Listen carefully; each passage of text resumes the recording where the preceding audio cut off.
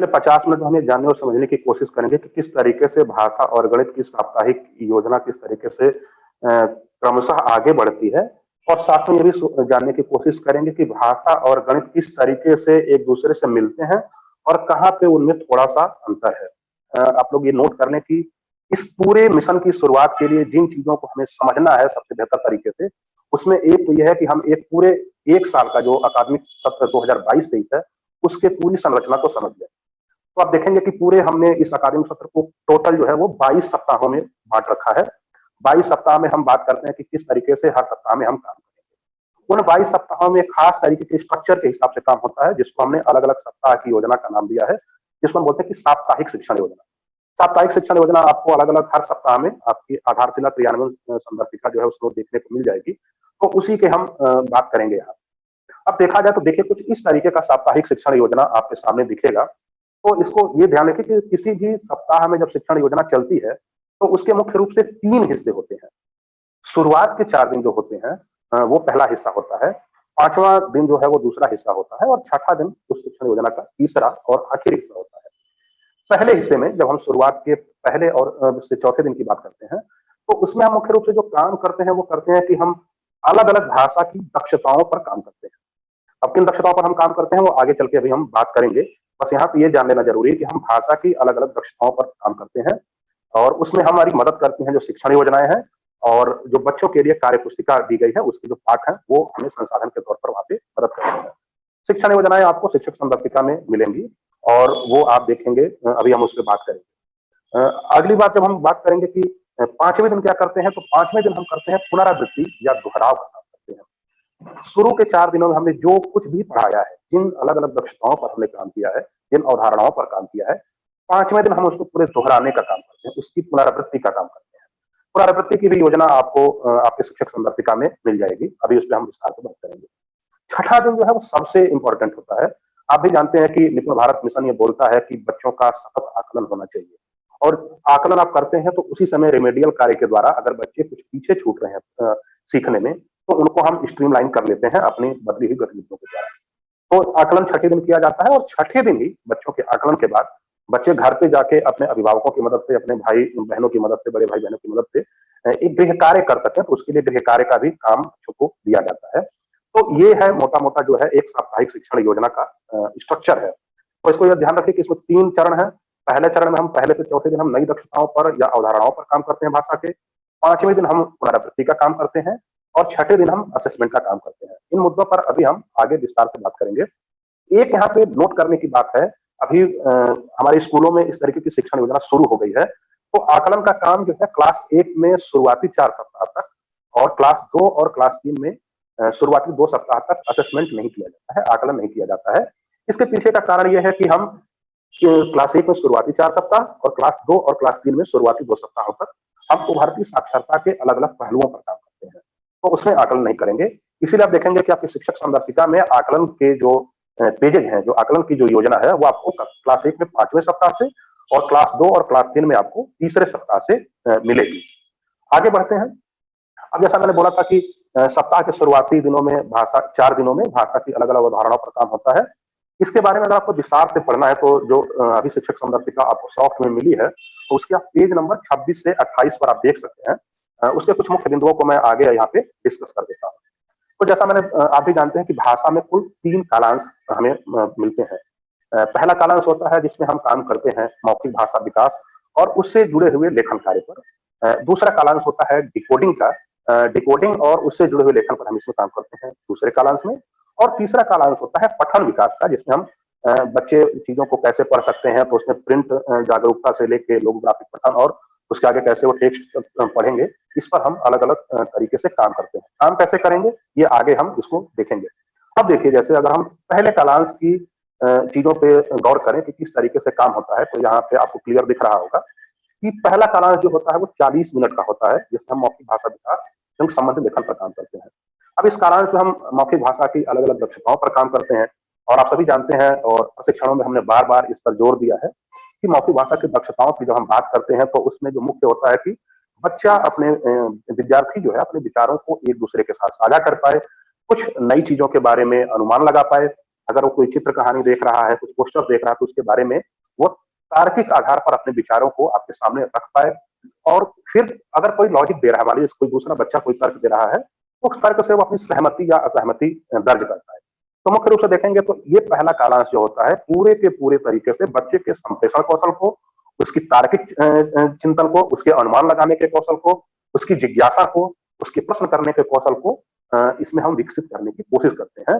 और ये सारी दक्षताएं जो है निपुण भारत के उद्देश्यों में भी दी गई है। एक इसमें हमने इस साल से एक अति महत्वपूर्ण काम जोड़ा है, वो है सामाजिक और भावनात्मक विकास पर भी हम इस साल से शुरू कर रहे हैं। आप जानते हैं कि कोविड ने ऐसी परिस्थितियां कर दी हैं जिसके कारण ऐसा लगा, और ये निपुण भारत भी इसको रिकमेंड करता है कि हमें बच्चों के साथ सामाजिक और भावनात्मक विकास पर काम करना चाहिए। तो उसके लिए किसी भी सप्ताह में आप देखेंगे तो पहला दिन और चौथा दिन, पहले और चौथे दिन में हम पहले कालांश में हम सामाजिक और भावनात्मक विकास की गतिविधियों पर काम करते हैं। सामाजिक और भावनात्मक विकास की गतिविधियों पर काम कैसे किया जाएगा, ये आप जब शिक्षक संदर्शिका देखेंगे और किसी भी सप्ताह का पहले और चौथे दिन का पहले कालांश का शिक्षण योजना देखेंगे, तो उसमें विस्तार से वो चीजें दी गई हैं। अब इसमें देखा जाए कि पहले कालांश में जब हम इन चीजों पर बात करते हैं या इन दक्षताओं को हम विकसित करने की कोशिश करते हैं, तो हमारे पास संसाधन क्या क्या है। तो हम उसमें मदद लेते हैं पाठ्य पुस्तकों की, चित्र चार्ट की, कविता पोस्टर की, कहानी पोस्टर की, चित्र कहानी पोस्टर की, और शिक्षक बहुत सारे स्थानीय गीत, कविता, कहानी, खेल, अनुभव की चर्चाओं आदि के द्वारा उस पर काम करते हैं। और यहीं पर हम बच्चों से लेखन कार्य भी करवाते हैं। ध्यान रखा जाए कि मौखिक भाषा विकास में जो लेखन कार्य होता है, वो रचनात्मक लेखन कार्य होता है। तो शुरुआती दौर में जब हम रचनात्मक लेखन कार्य करवाते हैं बच्चों से, जैसे बच्चा अपने अनुभव के बारे में बता रहा है, कुछ अनुमान लगा के कुछ चीजों को लिख रहा है, अपने दोस्त के बारे में, अपने पसंदीदा खाने के बारे में कुछ लिख रहा है, तो वहां पे हम ग्रामेटिकल मिस्टेक नहीं देखते हैं, वहां पे व्याकरणीय त्रुटियों पर ध्यान नहीं देते हैं। हमें देखते हैं कि बच्चा किस तरीके से अपने को एक्सप्रेस कर पा रहा है, तो यहाँ पर हम इस तरीके से इन चीजों को देखते हैं। दूसरा जो कालांश है वो है डिकोडिंग एवं संबंधित लेखन का।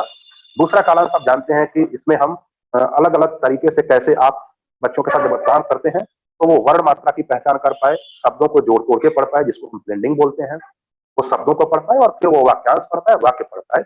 इससे संबंधित बहुत सारी गतिविधियां अलग अलग तरीके से खेलों के माध्यम से, कुछ बच्चों जब आपस में जुड़ के ग्रुप में काम करते हैं, उपसमूहों में काम करते हैं, ये सारी गतिविधियां इसमें कराई जाती हैं। और इसके लिए डिकोडिंग के लिए आप देखेंगे तो आप फिर से वही पाठ्य पुस्तक आप इस्तेमाल कर सकते हैं, कविता पोस्टर इस्तेमाल कर सकते हैं, कहानी पोस्टर इस्तेमाल कर सकते हैं।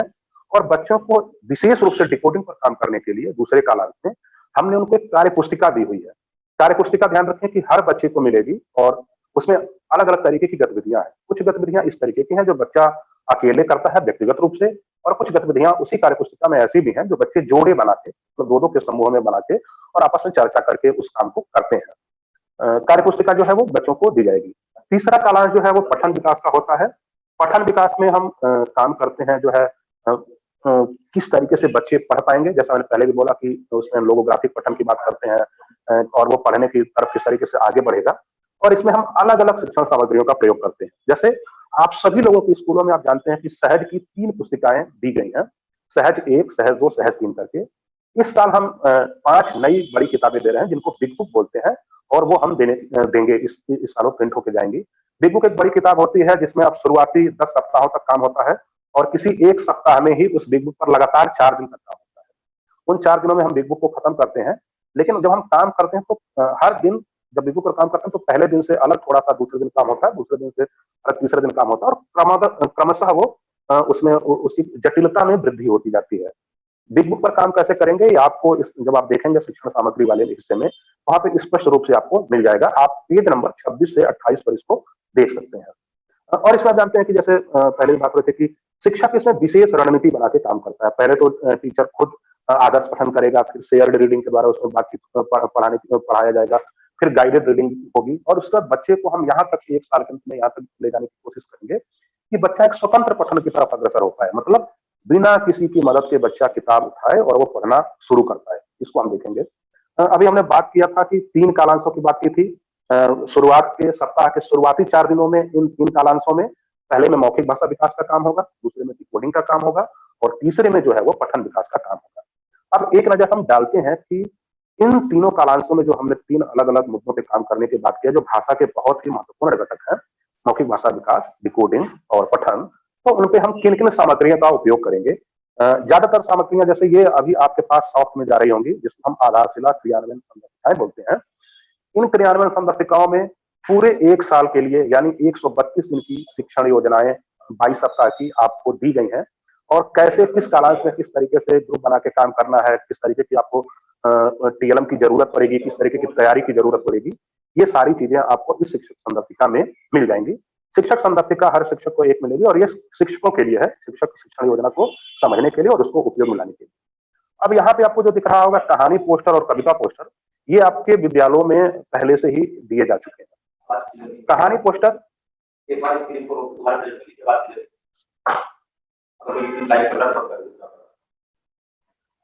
कहानी पोस्टर और कविता पोस्टर में आप देखेंगे तो ये मुख्य रूप से मौखिक भाषा विकास के लिए उपयोग में लाए जाते हैं और इसमें इनकी संख्या आप जानते हैं कि कहानी पोस्टर 5 हैं, कविता पोस्टर 5 हैं और जैसा मैंने पहले ही बोला था कि इनका उपयोग आप दूसरे कालांश में भी कर सकते हैं, लेकिन इसका मुख्य रूप से उपयोग होगा वो मौखिक भाषा विकास के लिए होगा।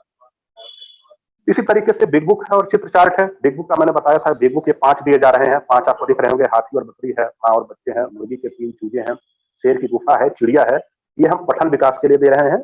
और चित्र चार्ट जो है फिर से ये 10 चित्र चार्ट बच्चों के लिए दिए जा रहे हैं, ये आपके स्कूलों में है, जिनको हम मौखिक भाषा विकास के लिए हम उपयोग में लाएंगे। पाठ्य पुस्तक आप जानते हैं कि क्लास 1 में कलरव चलती है, क्लास 2 में फिसलय चलती है और क्लास 3 में पंखुड़ी चलती है। तो पाठ्य पुस्तक का भी उपयोग शिक्षक संदर्भिका जो आधारशिला क्रियान्वयन संदर्भिका है, उसमें स्पष्ट रूप से दिया गया है कि आप किस तरीके से पाठ्य पुस्तक की मदद से मौखिक भाषा विकास और पठन के अलग-अलग दक्षताओं को विकसित कर सकते हैं। और इसको आप चाहेंगे तो आप कालांश 2 में भी जो डिकोडिंग वाला है, उसमें भी आप इसको यूज़ कर सकते हैं। सहज के बारे में मैंने पहले बात कर ली थी कि 3 सहज की पुस्तिकाएँ हैं, जो मुख्य रूप से जो है पठन के लिए और मौखिक भाषा विकास में जब कहानियों के सुनाने की बात होगी, तो उसमें छोटी-छोटी तमाम कहानियाँ दी गई हैं, जो शिक्षक सुना के और उसपे बच्चों की अभिव्यक्ति क्षमता का विकास कर सकता है। चित्र कहानी पोस्टर ये आपको दिख रहे होंगे 5 हैं अलग-अलग, ये इस साल की नई सामग्रियों में से है। ध्यान रहे इस साल हम 2 तरीके की नई सामग्री दे रहे हैं, एक तो बिग बुक या बड़ी किताबें हैं और दूसरा है चित्र कहानी पोस्टर।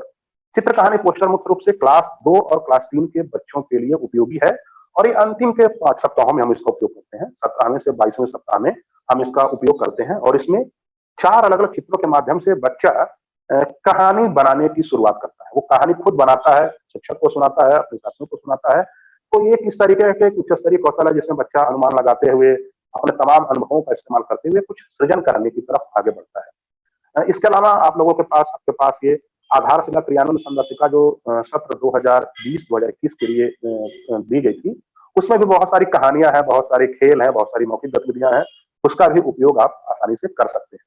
और ये कार्य पुस्तिकाएँ हैं जो बच्चों को दी जाएँगी और ये बच्चे प्रतिदिन के लिए इसमें कुल 144 पाठ हैं और प्रतिदिन बच्चा जो है सप्ताह में दूसरे कालांश में इसका उपयोग करेगा और कार्य पुस्तिका पर बच्चे काम कर सकें, इसके लिए टोटल 20 मिनट का समय दिया गया है। दूसरे कालांश में बच्चे 20 मिनट में इस कार्य पुस्तिका के प्रतिदिन एक-एक पाठों पर काम करेंगे और जब इस पर वो काम कर रहे होंगे तो इसमें वो लिखने का भी काम करेंगे, कुछ ब्लेंडिंग का काम करेंगे, कुछ शब्द का काम करेंगे और पूरे वर्ष के अंत तक आते-आते वो इसमें सक्षम हो पाएँगे कि कुछ वो छोटे-छोटे टेक्स्ट को या छोटे-छोटे पाठों को वो पढ़ सकें। अब देखा जाए तो शुरू के 4 दिनों की योजना पे मैंने अभी बात की। शुरू के 4 दिनों की योजना में एक बार फिर से दोहरा देता हूँ कि किसी भी सप्ताह में शुरू के 4 दिनों में हम नई दक्षताओं पर काम करेंगे। पहले कालांश में मैंने बात किया कि हम मौखिक भाषा विकास पर काम करेंगे। दूसरे कालांश में मैंने बात की थी हम डिकोडिंग पर काम करेंगे और तीसरे कालांश में मुख्य रूप से पठन विकास पर काम करेंगे। उसके लिए हमने जो सहायक शिक्षण अधिगम सामग्री है उसकी भी बात कर ली। कविता पोस्टर, कहानी पोस्टर, चित्र चार्ट कहानी जो मौखिक भाषा विकास के लिए उपयोग में आती है। बिग बुक जो है और सहज पुस्तिकाएँ जो पठन विकास के काम में आती हैं और डिकोडिंग के लिए जो है आपके पास कार्य पुस्तिका रहेगी और इन्हीं सारी सामग्रियों की मदद से आप डिकोडिंग में भी आप मदद ले पाएँगे और इन सारी योजनाओं को अगर आप विस्तार से समझना चाहते हैं तो शिक्षक संदर्भिका जो है उसके एक-एक दिन के योजनाओं को आपको देख के जाना होगा।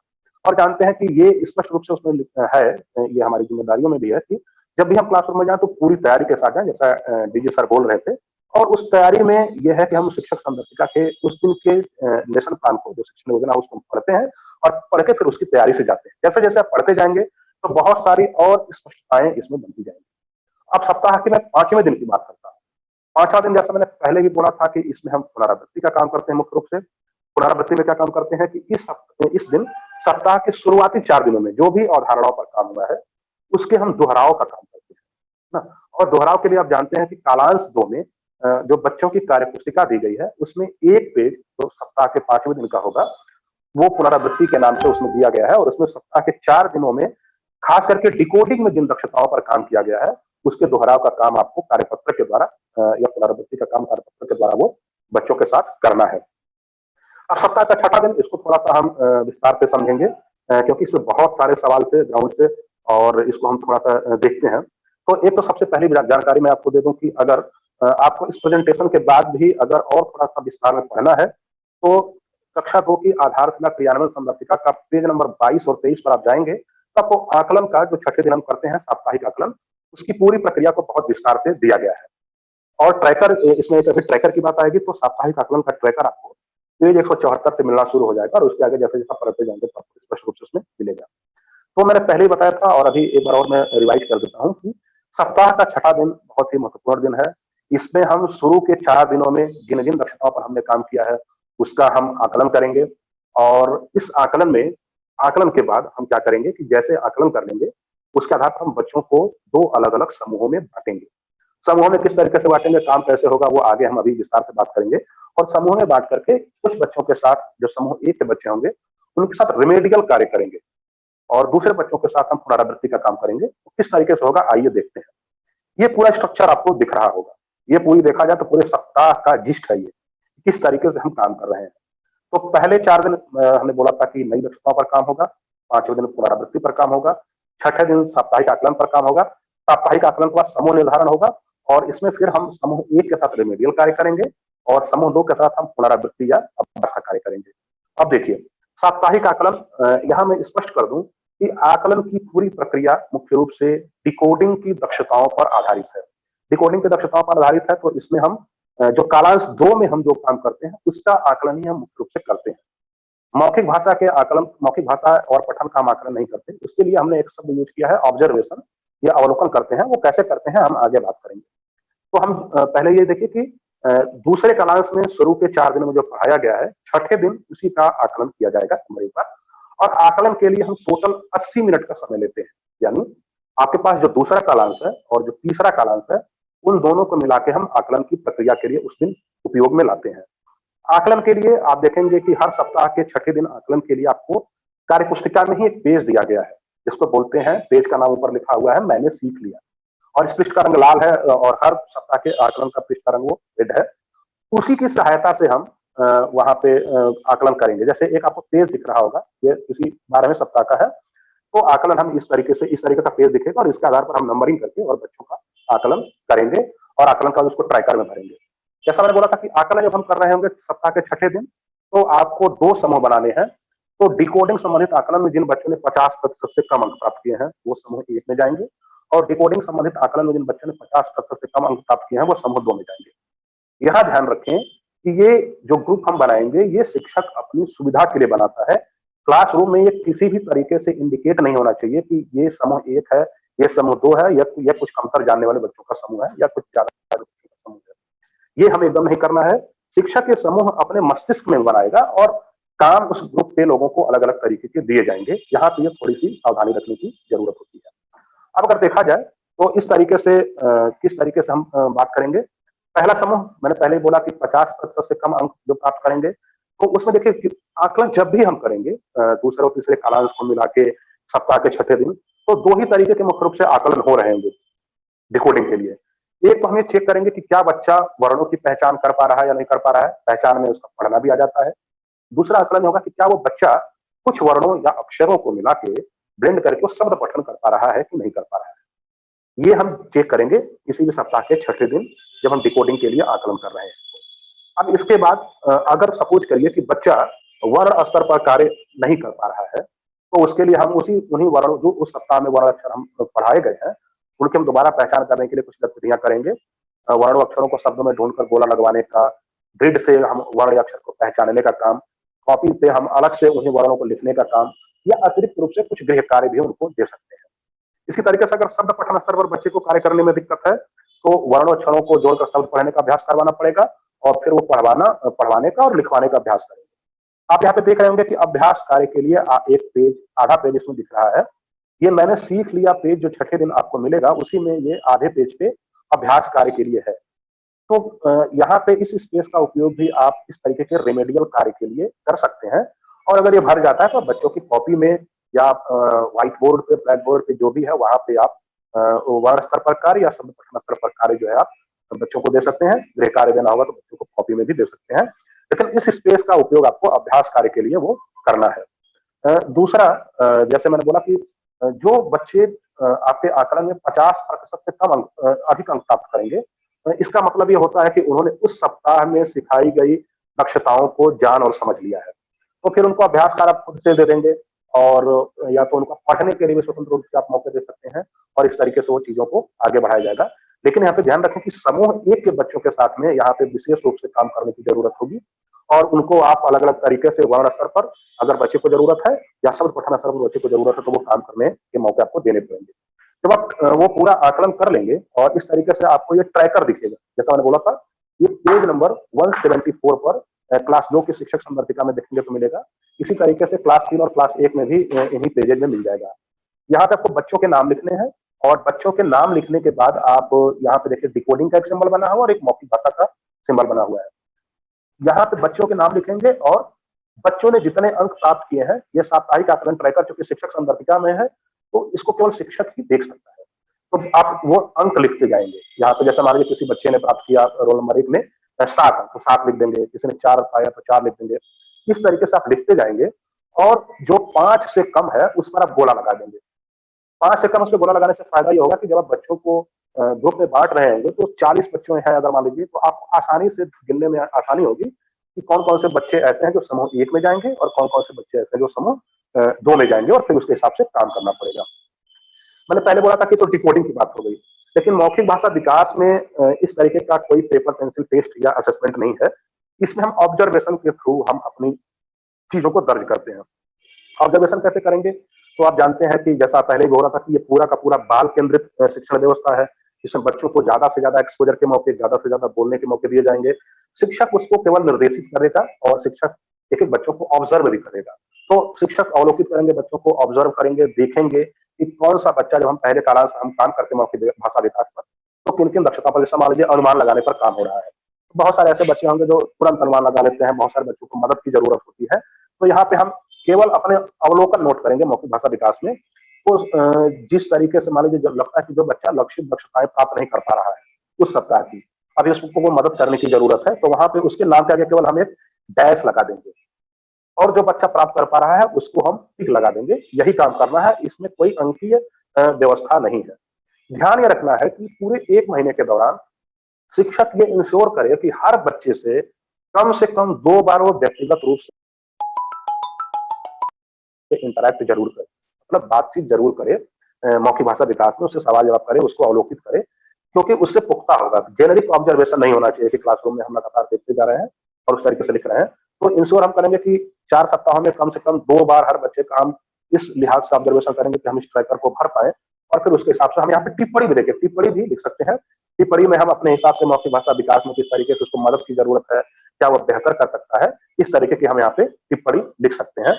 और इस तरीके से जब हम काम कर रहे होंगे पूरे स्ट्रक्चर में, तो निसंदेह हम जो चाहते हैं कि भाषा की अलग अलग दक्षताओं का उनमें विकास हो पाएगा। विकास होगा तो 4 दिन लगातार काम करेंगे, फिर 5वें दिन पुनरावृत्ति करेंगे, 6ठे दिन आकलन करेंगे। आकलन के आधार पर हमें हर तुरंत ही पता चल जाएगा कि किस बच्चे को और ज्यादा मदद की जरूरत है, और जैसे ही मदद की जरूरत होगी हम उस बच्चे की मदद करेंगे और काम करेंगे। उम्मीद करता हूं कि हम इन प्रक्रियाओं के द्वारा क्लासरूम में भाषा शिक्षण पर हम काम करेंगे। जितने भी शिक्षण अधिगम सामग्री हमको मिली है हम उसका उपयोग करेंगे। शिक्षक संवर्तिकाओं को हम रोज देख के जाएंगे, रोज पढ़ के जाएंगे, और क्लासरूम में दक्षता आधारित शिक्षण में हम सक्रिय तरीके से काम करेंगे, और प्रदेश को निपुण प्रदेश बनाने के मिशन में हम जी जान से लगेंगे। मैं अपनी बात को यही, गणित का प्लान है तो उस 22 सप्ताह के प्लान को अगर हम देखेंगे समझेंगे तो 10+1 + 10+1 एक स्ट्रक्चर है, यानी 10 सप्ताह तक हम शिक्षक कार्य कर रहे होंगे, 11 सप्ताह शाब्दिक आकलन, फिर अगले 10 सप्ताह क्लासरूम प्रोसेस वीकली काम करेंगे, और फिर शाब्दिक आकलन करेंगे। तो ये 10 सप्ताह में किस प्रकार से काम करेंगे उस पर हम बात करते हैं। तो उसमें आप देख रहे होंगे इस तरह का आप लोगों को इस व्हाट्सएप ग्रुपों में आपको इस तरह की संरचना दी भी गई है। तो इसमें 4 जो चक्र है हमारे, पहले 4 दिन, फिर 5वां दिन, 6ठा दिन, 7वां दिन, जिन्होंने भाषा में भी बात हुई है। तो आप देखेंगे गणित में जो हमारे 3 कलांश निर्धारित हैं, तो अभी जो पहले 1 से 4 दिन को हम विस्तार में जाने वाले हैं।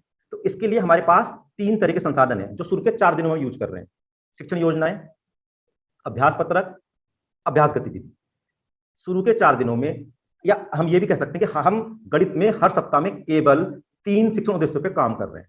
3 शिक्षण उद्देश्यों को काम करने के लिए हमारे पास 6 दिन है, जैसे कि आपको स्लाइड पर दिख रहा होगा। तो 4 दिन पर हम उसकी अवधारणात्मक काम करेंगे, 5वें दिन उसी 3 शिक्षण उद्देश्यों का समेकन और आकलन करेंगे, 6ठे दिन उन्हीं 3 शिक्षण उद्देश्यों का रेमेडियल पुनरावृत्ति करें। तो पहले शुरू के 4 दिनों में हम किस तरह काम कर रहे होंगे उस पर हम थोड़ी बात कर लेते हैं। तो मैं इस बात को फिर एक बार दोहरा दूं कि शुरू के 4 दिनों में हम 3 तरह के संसाधन मुख्य रूप से यूज कर रहे हैं: शिक्षण योजनाएं, कार्यपत्रक, अभ्यास गतिविधि। 3 शिक्षण योजनाएं हमारे पास है। तो जो 3 शिक्षण उद्देश्य हैं, तीनों एक 1-to-1 कोर्सपेंडिंग से जुड़ी हुई है। महत्वपूर्ण बात यह है ये तीनों एक क्रम में है, इस क्रम का विशेष ध्यान रखें, क्योंकि बच्चों के साथ पहले अवधारणा निर्माण पे काम करना है। तो उसके लिए शिक्षण योजना में अच्छे से आप संरचना देखेंगे, परिचय, पूर्व तैयारी, गतिविधि, आकलन, पूरी जगह दी गई है। उसके बाद ही कार्यपत्रक पे जाना है। कार्यपत्रक अभ्यास के लिए है। जब शिक्षण योजना में अच्छे से काम हो चुका है तो आप देखेंगे उसके नीचे एक चेक बॉक्स भी दिया गया है जिसमें स्पष्ट है 70% बच्चे यदि शिक्षण योजना के दौरान किए गए कार्य के सवाल दे पा रहे हैं, जवाब सही जवाब, तभी हम आगे बढ़ना है। हमारा उद्देश्य शिक्षण उद्देश्य योजना को पूरा करना नहीं है, हमारा लक्ष्य है दक्षता की संप्राप्ति करना। इस बात को बिल्कुल ध्यान रखें। तो अगर हमें जरूरत पड़ती है कि हमें लगता है कि बच्चों को कम बच्चे सीख पाए हैं क्लास के, तो हम इस योजना को दोहराएंगे या फिर अपनी योजना में जरूरी बदलाव करके कक्षा की परिस्थिति के अनुसार योजना को क्रियान्वयन करेंगे। हमने जो लक्ष्य निर्धारित किया है, उद्देश्य जो है योजना का, उसकी संप्राप्ति हमें करेंगे। अगर हमें लग रहा है कि हमारी योजना अच्छे से चली गई पहले क्लास में, अब हम जा रहे हैं कार्यपत्रक पे अपने। और जब कार्यपत्रक के दौरान भी शिक्षक सतत अवलोकन कर रहा है बच्चों का, वो समझने का प्रयास करना है बच्चे को किन सवालों में कठिनाई आ रही है। तीसरे जो महत्वपूर्ण कालांश होगा उसमें हम अभ्यास गतिविधि कर रहे हैं। तो ये अभ्यास गतिविधि पहले कालांश से तीसरे कालांश में पहुंचना है। यहां तक पहुंचते पहुंचते बच्चा स्वतंत्र रूप से उस अवधारणा पे काम करना चाहिए। यानी आप देखेंगे पहले कालांश में टीचर लेड एक्टिविटी हो रही है, शिक्षक ज्यादा इन्वॉल्व है, बच्चों को अवधारणा क्लियर कर रहा है। दूसरे कालांश में उसका अभ्यास का मौका दे रहे हैं कार्यपत्रक के माध्यम से, वो कार्यपत्रक बच्चों की कार्यपुस्तिका में मिलेगा, शिक्षण योजना संदर्शिका में दी गई है। और तीसरे क्लास में अभ्यास की गतिविधि, अगर आपने गौर किया होगा, मैं इस पर हाईलाइट कर दूं इस बात को, उसकी जो संरचना है, प्रक्रिया है, वो इस तरह से डिजाइन की गई है कि उसमें बच्चों को बहुत ज्यादा करना है। शिक्षक उसमें अलग भूमिका में है, अवलोकन कर रहा है, सहयोग जो सहयोग कर रहा है। जबकि शिक्षण योजना की जो गतिविधियां हैं उसमें शिक्षक बच्चों के साथ मिलकर सक्रिय भागीदार कर रहा है। यानी उद्देश्य ये है पहले कलांश से तीसरे कलांश तक जिस शिक्षण उद्देश्य पर काम कर रहे हैं, बच्चा स्वतंत्र रूप से कार्य करने लगे। 3 बातों का विशेष ध्यान रखेंगे। हाँ, ये तीनों के लिए है, शिक्षण योजना के लिए भी, अभ्यास पत्रक के लिए भी, गतिविधि के लिए भी। बच्चों से निरंतर संवाद बनाए रखें। संवाद, बच्चों की मानसिक प्रक्रिया क्या चल रही है, वो क्या कठिनाई महसूस कर रहे हैं, और गणितीय संप्रेषण जो हमारा निपुण भारत का गोल भी है, उसके घटक भी जरूरी जानने के लिए। तो संवाद, हर एक जो कुछ भी करेंगे गणित में हम, संवाद होना ही होना है। दूसरा, जब गतिविधि हो रही है तो ये जिम्मेदारी शिक्षक की है, सक्रिय भागीदारी हो। सक्रिय भागीदारी से कहने का मतलब ये है कि बच्चा गतिविधि में इन्वॉल्व हो रहा है, अच्छे सवाल पूछ रहा है, अच्छे जवाब दे रहा है, एक दूसरे की मदद कर रहा है। और तीसरा, नंबर 3 पर है और सबसे महत्वपूर्ण है, बच्चे आनंद के साथ, रुचि के साथ सभी गतिविधियों में, सभी प्रक्रियाओं में शामिल। शुरू के 4 दिन गणित की कार्य योजना के लिए विशेष है, क्योंकि आप देखेंगे जब हमने पहले ही 3 उद्देश्य हमारे पास हैं, एक उद्देश्य पर उसकी योजना पर काम कर लिया, फिर उसके जुड़े हुए कार्यपत्र पर काम कर लिया, और ये पेज नंबर नीचे जो चेक बॉक्स है शिक्षण योजना के, उसमें पेज नंबर दे भी रखा है, किस पेज नंबर पे आपको जाना है कार्यपुस्तिका, जिससे कि कोई कंफ्यूजन ना हो। फुल प्रूफ प्लान बनाने की कोशिश की गई। फिर उसी शिक्षण योजना में नीचे ये भी लिखा हुआ है, जब कार्य योजना कार्यपत्र पर काम हो जाए तो कौन सी अभ्यास गतिविधि करेंगे, वो पेज नंबर आपको वहां से मिल जाएगा। अभ्यास गतिविधि पेज पर कुछ सवाल आ रहे थे शिक्षक साथियों के कि 3 गतिविधि रखी है, क्या तीनों करानी है? तो आप ये समझें कि 3 शिक्षण उद्देश्य हैं, तीनों एक साथ लिखी हुई हैं, पर आप जब एक शिक्षण उद्देश्य पर काम कर रहे हैं, उससे जुड़े हुए कार्यपत्र पर काम कर रहे हैं, तो जो पहला वाली है उससे जुड़ी हुई गतिविधि है वो कराएंगे। जब दूसरी पे काम कराएंगे, इसी क्रम को दोहराएंगे, फिर उसी से जुड़ा हुआ कार्यपत्र कराएंगे, फिर उससे जुड़ी अभ्यास गतिविधि कराएंगे। फिर तीसरी शिक्षण योजना पर काम करना है, तीसरा कार्यपत्र पर काम करना है, तीसरी गतिविधि पर काम करना है। यानी 9 काम करने हैं, और टाइम दिया गया है 12 कलांश का। जो बीच के 3 कलांशों को आपको दिख रहा है कैसे यूज करना है, क्योंकि हमारी क्लासों में विविधता होती है, हर बच्चे अपने हिसाब से सीखते हैं, तो शिक्षक अपनी सुविधा अनुसार इन 3 कलांशों का उपयोग करेगा। पहले दिन भी कर सकता है, दूसरे दिन भी कर सकता है, तीसरे दिन भी कर सकता है। जब तीनों काम हो गए, यानी एक दिन की मेरी प्रक्रिया पूरी हो गई। जब मैं कह रहा हूं दैनिक प्रक्रिया, दिन की प्रक्रिया बिल्कुल स्पष्ट कर लें। यहां मैं इस बात एक बार फिर दोहरा दूं, शिक्षण योजना, मेरी पूरी हो गई, कार्यपत्रक मैंने पूरा कर लिया, अभ्यास गतिविधि कर ली, दिन का काम पूरा। अब उसके लिए ट्रैकर है, क्योंकि जो भी काम मैं करता हूं उसको दर्ज करना उतना ही महत्वपूर्ण है जितना कि उस काम को करना मेरे लिए महत्वपूर्ण है और हमारा जो पूरा सिस्टम है उसके लिए महत्वपूर्ण है, जिससे कि जो हमारा बच्चों की जो छलांग है ना, उस छलांग में हम मदद कर पाएंगे बेहतर तरीके से। तो इस ट्रैकर में हम क्या कर रहे होंगे, जिस सप्ताह को शुरू करेंगे, जैसे सप्ताह 1 लिखा है वहां पे डेट डालेंगे जिस दिन मैंने शुरू किया है, और एक दिन मेरा पूरा हो गया, एक दिन मतलब पूरी प्रक्रिया, तीनों प्रक्रियाएं, तब मैं टिक कर दूंगा पहला टिक। फिर दूसरे दिन की तीनों प्रक्रियाएं, तीसरे दिन में भी तीनों प्रक्रियाएं, और चौथा दिन इन तीनों प्रक्रियाओं के लिए जो आवश्यक जरूरी समय लगना है वो हम करते हुए पूरा कर रहे हैं। यहाँ कुछ सवाल आ रहे थे, उन सवालों को मैं यहाँ लेना चाहता हूँ कि जैसे अभी कल रक्षाबंधन, कल या परसों जैसे आने वाला है, जल्द में 15 अगस्त आएगा या अभी मुहर्रम आया, तो स्कूल में छुट्टी हो जाती है।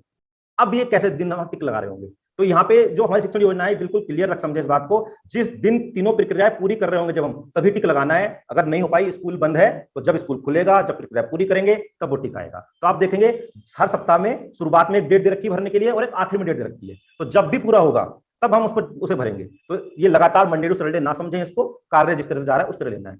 दूसरा एक सवाल ये आ रहा था कि बच्चे जब अनियमित हो जाएं, अभी जो बात है पूरी क्लास बंद है, छुट्टी हो रही है, तो मैंने उसका जवाब दिया तब हम क्या कर रहे होंगे। पर अगर बच्चे एक दो बच्चे गैर हाजिर हो जाते हैं, तो अगर एक दो दिन की बात हो तो छलांग लगाने में मदद कर सकते हैं, पर ज्यादा अगर गैप हो जाता है तो बहुत दुविधा हो जाती है, अलग तरह से कार्य करने की जरूरत होती है।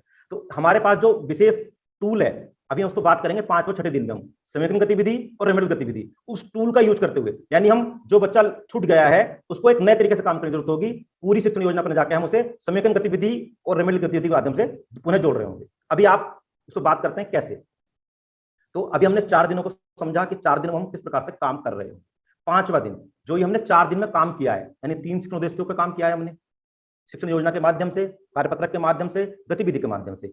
अभी अलग अलग शिक्षण योजना थी, एक यूनिक के लिए, एक शिक्षण उद्देश्य के लिए, कार्यपत्रक भी उस पर डिपेंड था और जो अभ्यास गतिविधि उस पर डिपेंड थी। अब हम समेकन कर रहे हैं, यानी तीनों को एक साथ मिलाकर एक गतिविधि डिजाइन की गई है, जिसको मैं बोल रहा हूँ समेकन गतिविधि, जिसको हम पहले क्लास में बच्चों के साथ कर रहे हैं। जब हमने पूरा सप्ताह में 3 उद्देश्यों पर काम कर लिया, समेकन कर लिया, उसका आकलन भी हम इसी दिन 5 दिन करने वाले हैं, तीसरे क्लास में। बीच वाले क्लास को आप देख रहे होंगे रिक्त दिखाई दे रहा है, तो रिक्त नहीं, इसका मतलब यह है कि समेकन की जरूरत या आकलन में जहां इसकी जरूरत पड़ रही है कक्षा के अनुसार, वहां इसका उपयोग कर लेंगे। जैसा कि मैं कह रहा था, कुछ बच्चे छूट जाते हैं, तो ये जो समेकन गतिविधि है इसमें तीनों शिक्षण उद्देश्यों पर गतिविधि दे रखी है। आप देख रहे होंगे 3 चरण इसमें दिखाई दे रहे हैं स्लाइड पे पहले में, तो तीनों जो उद्देश्य को एड्रेस किया गया इसके अंदर। तो उन क्योंकि जो बच्चे छूट गए उनकी एक विशेष योजना होती है, तो यहां से उन्हें हम जोड़ सकते हैं समेकन गतिविधि पर काम करके। जब समेकन गतिविधि कर लेंगे बच्चे, अब उसका मैंने सीख लिया, मतलब आकलन कर रहे हैं। ये आकलन कार्यपत्रक तीनों शिक्षण उद्देश्य के सवालों पर है। यहां ध्यान दिलाना चाहता हूं सबका कि इस पर जब हम आकलन कर लेंगे, ट्रैकर में जब जाएंगे, हर सवाल में, मैं रिपीट कर रहा हूं, हर सवाल पूरे का 50% नहीं देखना है, हर सवाल में 50%, जितने बच्चे को रेस्पॉन्स करने हैं, सपोज बच्चे को 6 रेस्पॉन्स करने हैं, तो 3 अगर उसने ठीक किए हैं तो 50% या उससे ऊपर जा रहा है। अगर मान लो कहीं कहीं ऐसा हो जाता है कि 5 सवाल रेस्पॉन्स की जगह 5 हैं, किसी कार्यपत्रक में इस तरह की सवाल आ रहे हैं कि वहां क्या करेंगे, तो आप जटिल ना बनाए प्रक्रिया को। हमारा उद्देश्य है दक्षता की संप्राप्ति करना। तो अगर वो 5 में से 3 कर रहा है तो वो आगे बढ़ेगा, नहीं तो उसे मदद की जरूरत है। अगर 2 ही सवाल कर पा रहा है 5 में से, तो इतना सरल रखना है इस प्रक्रिया को। साप्ताहिक आकलन करने के बाद मैंने सीख लिया, बच्चे का नाम ट्रैकर में लिखा जाएगा और आकलन करने के बाद बच्चे 2 समूह में बढ़ जाएंगे। एक समूह जिसे मदद की आवश्यकता है और काम किया जाना चाहिए, दूसरा समूह जो हम दक्षता प्राप्त करवाना चाह रहे थे उस पर बच्चे अच्छा कर रहे हैं। जो अच्छा कर रहे हैं उनके लिए अभ्यास की व्यवस्था है, और जो बच्चों को मदद की जरूरत है उनके 6 दिन हम मदद कर रहे होंगे। तो ये कैसे पता चलेगा हमें, इसको कहीं दर्ज होना पड़ेगा ना, तो यही दर्ज करने के लिए साप्ताहिक आकलन है, जहां बच्चे का नाम और इस सप्ताह में वो किस ग्रेड पर है, ए में है या बी में है। ए में मतलब विशेष ध्यान देना है, मदद करनी है बच्चे की, बी में मतलब बच्चे को अभ्यास कराना है। फिर वार्षिक ट्रैकर दैनिक डेली भरना है तो में, तो हमने पहले 4 दिन भी भरा था। 5वें दिन का जब समेकन और आकलन दोनों प्रक्रियाएं पूरी हो चुकी हैं, तो मैं 5वां दिन यहाँ टिक कर रहा हूँ। आप सब कलर भी देख सकते हैं, सुविधा है। जो अनुदेशात्मक कार्य है वो नीले कलर से है, और जो समेकन और आकलन वाला है ये लाल से कलर का है। तो इस पर हम अब दोनों काम हो चुके हैं, तब ये ध्यान रखेंगे प्रक्रियाएं पूरी होने के बाद टिक करना है।